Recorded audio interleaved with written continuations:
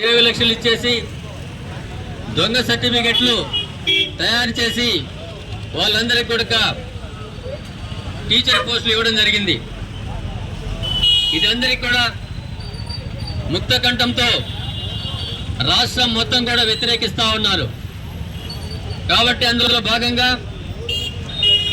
మన మాజీ ముఖ్యమంత్రి వైఎస్ జగన్మోహన్ రెడ్డి ఆదేశాల ప్రకారం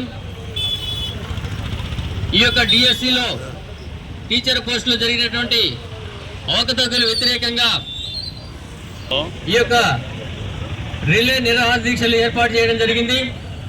అందులో భాగంగా మొదటి రోజు మార్కాపురం మండల యువకులు,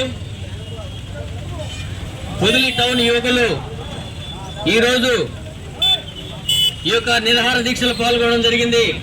మీరందరూ కూడా బేషరతుగా మద్దతు ఇచ్చి మరి ఈ యొక్క కూటమి ప్రభుత్వం చేస్తున్నటువంటి అరాచకాలను తిప్పికొట్టవలసిందిగా కోరుతూ మరి ఈ యొక్క కార్యక్రమాన్ని బండ్లను తీసేయాల్సిందిగా కోరుతున్నాం. ఎదురుగా ఉన్నటువంటి సైకిల్ బండ్లు అవన్నీ తీసేయండి.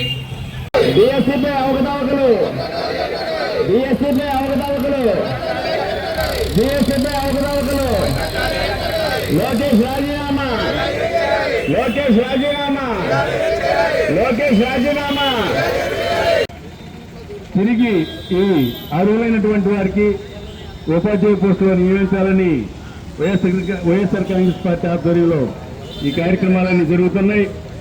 మరి ఇటువంటి అధ్యక్షులు ధర్మాన కృష్ణదాస్ గారి నాయకత్వంలో ఈ వైఎస్ఆర్ జంక్షన్ దగ్గర ఈ రిలే నిరాహార దీక్ష శిబిరాన్ని మరి ఏర్పాటు చేయడం జరిగింది. ఈ కార్యక్రమం ముఖ్య ఉద్దేశం ఇంతకు ముందు జరిగినటువంటి డిఎస్సి అనగా ఉపాధ్యాయ నియామకాల్లో అక్రమంగా తప్పుడు సర్టిఫికెట్లు కల్పించి మరి ఇవన్నీ కూడా ఉద్యోగాల్ని రాష్ట్రంలో ఎంతో కష్టపడి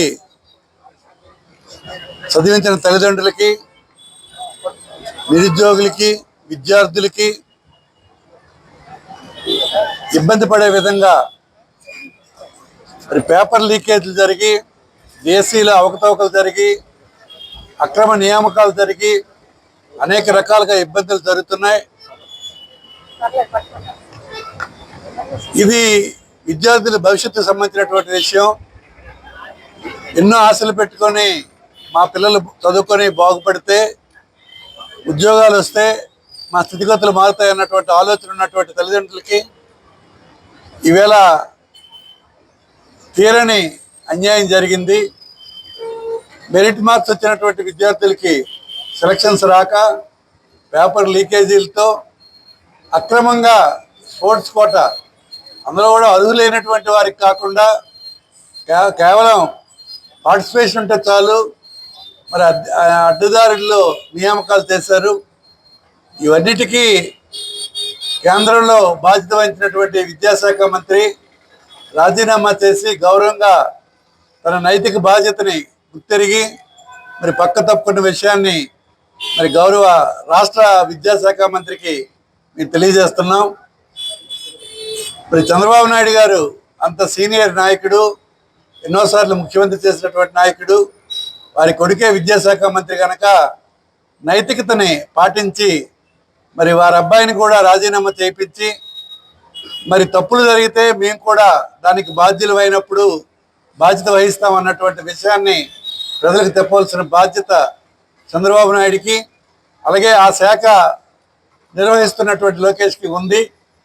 మరి తక్షణమే లోకేష్ రాజీనామా చేసి అటువంటి తప్పులు జరగకుండా భవిష్యత్తులోనైనా విద్యార్థుల జీవితాలతో ఆడుకోకుండా వారి తల్లిదండ్రులకు నమ్మకం ఇచ్చే విధంగా రాజీనామా చేయాలని వినయపూర్వకంగా మేము అభ్యర్థిస్తున్నాం.